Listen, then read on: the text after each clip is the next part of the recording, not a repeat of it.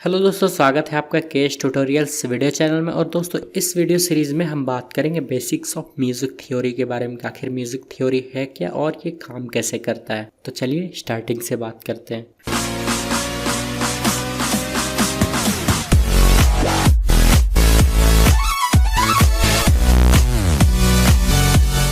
दोस्तों, वीडियो शुरू करने से पहले मेरी बस एक ये रिक्वेस्ट है कि अगर आपने अभी तक हमारे चैनल को सब्सक्राइब नहीं किया है तो प्लीज़ सब्सक्राइब कर ले, क्योंकि सब्सक्राइब करने के कोई पैसे नहीं लगते हैं। बस उससे आपको ये फ़ायदा होगा कि अगर मैं कोई न्यू ट्यूटोरियल या कोई न्यू वीडियो अपलोड करूँ तो उसके लिंक आपको तुरंत मिल जाए और आप वो वीडियो तुरंत देख पाएँ। तो सब्सक्राइब करने के लिए अगर आप ये वीडियो अपने पीसी या कंप्यूटर पर देख रहे हैं तो आपको सिंपली यहाँ एक रेड कलर का बटन दिखेगा, वहाँ पर क्लिक करना है। आप हमारे चैनल को सब्सक्राइब कर लेंगे। अगर आप यही वीडियो मोबाइल फ़ोन पे देख रहे हैं तो आपको यहाँ पे एक सब्सक्राइब का बटन दिखेगा, बस उसे आपको क्लिक करना है और आप हमारे चैनल के साथ जुड़ जाएंगे। तो मैं बता दूं कि मैं इस वीडियो सीरीज़ में 3 या 4 वीडियो बनाऊंगा जिसमें हम नोड्स, कोड्स, स्केल्स वगैरह के ऊपर में डिटेल से बात करेंगे और हम सीखेंगे। और कई लोग मुझसे ये पूछेंगे कि म्यूज़िक थ्योरी क्यों ज़रूरी है, तो मैं उन्हें बता दूं कि अगर अभी तक मैंने अपने चैनल में उधर जितने सारे वीडियोज़ डाले एफएल स्टूडियो से रिलेटेड, तो उसमें से कुछ एडवांस टॉपिक के वीडियो थे और कुछ बिगनर्स लेवल के लिए थे। यानी पहले तो मैंने अपने ट्रेनिंग सीरीज़ में बताया कि अगर आपको एफएल स्टूडियो चलाना ही नहीं आता है तो पहले वो सीख ले, तब आपके लिए बेटर होगा। मैंने उसमें कई सारे ट्रिक्स भी बताए और सॉन्ग रिमिक्सिंग भी बताया, तो वो मैंने बिगनर्स के लिए बताया। क्योंकि अगर आप बिगनर्स है और आप सॉन्ग रिमिक्स करना चाहते हैं तो सबसे पहले आपको बीट मैच करना, और कम से कम नहीं तो जैसे सबसे पहले हम उस पर एक हिट हैट क्लैप किक वगैरह लगा के मिक्सिंग करते हैं, तो वो सब थोड़ी बहुत मिक्सिंग आपको आनी चाहिए। अगर आप डायरेक्ट एडवांस टॉपिक पे आ जाते हैं या एडवांस लेवल की मिक्सिंग पे आ जाते हैं जिसमें हम कॉर्ड वगैरह फाइंड आउट करते हैं और उसके स्केल के अकॉर्डिंग म्यूज़िक तैयार करते हैं, तो वो सब आपको नहीं समझ में आएगा। तो आप पहले वो सब देख लें, और अगर आपने वो सब वीडियो देख लिया है तो अब बने रहिए हमारे साथ, क्योंकि मैं आपको म्यूज़िक थ्योरी के बारे में बताऊँगा।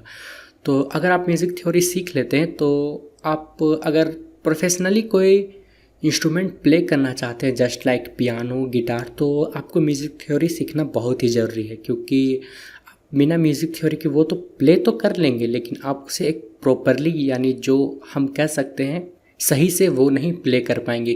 क्योंकि म्यूज़िक में कुछ रूल्स होते हैं जिन्हें हमें ध्यान में रख के उसे करना पड़ता है, तब वो सुनने में अच्छा लगता है। तो सबसे पहले बेसिकली हम बात करते हैं कि म्यूज़िक काम कैसे करता है। तो अगर आप यहाँ पे देख रहे होंगे पियानो, या फिर मैंने यहाँ जो इमेज लगाया है आप उसे भी देख सकते हैं, तो यहाँ हॉरिजेंटली है, और हम जाएँ एफएल स्टूडियो के पियानो रोल पे तो यहाँ पे वर्टिकली है, तो ज़्यादा का डिफरेंस नहीं है। अभी तो मेरे पास वैसा कोई रियल इंस्ट्रूमेंट नहीं है जस्ट लाइक पियानो, तो मैं आपको नहीं बता सकता उस पर, इसलिए मैंने एफएल स्टूडियो का ही हेल्प लिया है।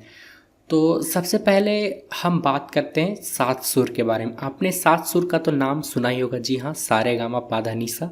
बेसिकली जो सारे म्यूज़िक्स हैं इन्हीं 7 सुर से ही बने हैं। तो अगर मैं अभी यहाँ पे जाऊँ C5 में प्ले करूँ तो ये है सा रे गा मा पा धा नी और वापस से सा। ठीक है, तो ये सब जो मिल के है ये एक ऑक्टेव कहलाता है। और पूरे पियानो में, यहाँ तो एफएल स्टूडियो में काफ़ी ज़्यादा है, तो पूरे पियानो में इस तरह के कई सारे ऑक्टेव रहते हैं।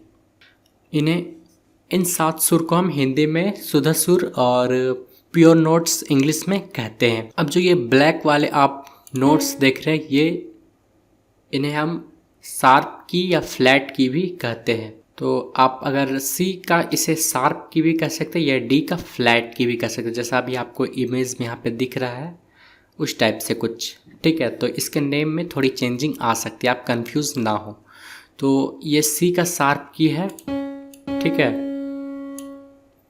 और डी का फ्लैट की हम इसे कहेंगे, तो आप जो कह सकते हैं। उसके बाद ये डी का शार्प की है और ई का फ्लैट की। ठीक है, हालांकि आप शार्प पे ही ध्यान दें क्योंकि सारी जगह शार्प से ही लिखा रहता है, यानी जब हैज डिनोट होता है वो शार्प की कहलाता है। अब ई और एफ का शार्प की नहीं है, ऐसा क्यों ये तो मुझे भी नहीं पता। उसके बाद हम आते हैं एफ के शार्प की पे, उसके बाद जी का शार्प की, उसके बाद ए का शार्प की, और बी और सी के भी बीच कोई शार्प की नहीं रहता है।